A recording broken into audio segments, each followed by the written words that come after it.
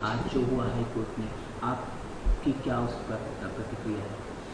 जी देखिए, एक फैसला शायद कल भी आया था सुप्रीम कोर्ट का, जिसमें कि सुप्रीम कोर्ट ने कहा था कि मूवी को रिलीज़ होने दीजिए और जनता डिसाइड करें कि क्या होना चाहिए।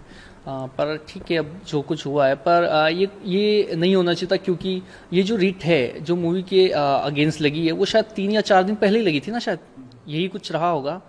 पर एक याचिका जो कि मैंने लगाई थी आज से करीब मेरे पिताजी के इंसिडेंट में, जो कि 3 साल पहले हुआ था, 28 जून 2022 को, उस केस का कोई निष्कर्ष नहीं निकला।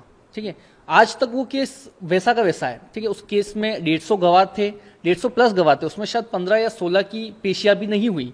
ठीक है, और न उसमें फास्ट चेक लगा, ऊपर से वो जो केस है वो सीबीआई को एडिशनल चार्ज दिया हुआ है, एनआईए का। ठीक है, वहां चल रहा है, तो उसमें डे बाई डे हियरिंग भी नहीं होती, नहीं उसमें बराबर पेशी हो रही है।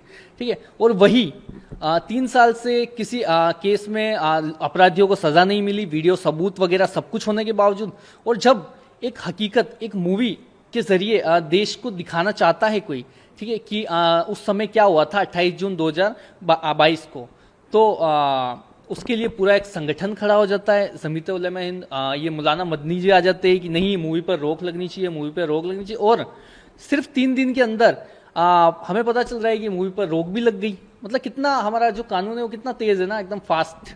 ठीक है, पर वही जब किसी केस में अपराधियों को सजा देनी होती है तो वो नहीं हो रही।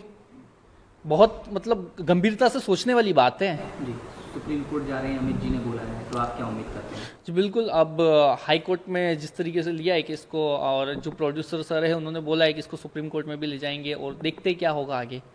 पर कहीं ना कहीं जिस तरीके की ये जो चीज़ें हो रही है ना, ये नहीं होनी चाहिए थी हमारे देश में, क्योंकि अ, एक तो किसी तरह मेरे पिताजी को उस समय मार दिया गया। ठीक है, उसके बाद उन्हें अभी तक न्याय नहीं मिला। ठीक है, उसके बाद जब एक मूवी आ रही है पूरे देश को दिखाने के लिए कि किस तरीके से, किस सोच के जरिए आतंकवादी विचारधारा के तहत पाकिस्तानियों के जुड़ाव के साथ मेरे पिताजी को मार दिया गया था, और मूवी में भी वही सब कुछ दिखाया गया है।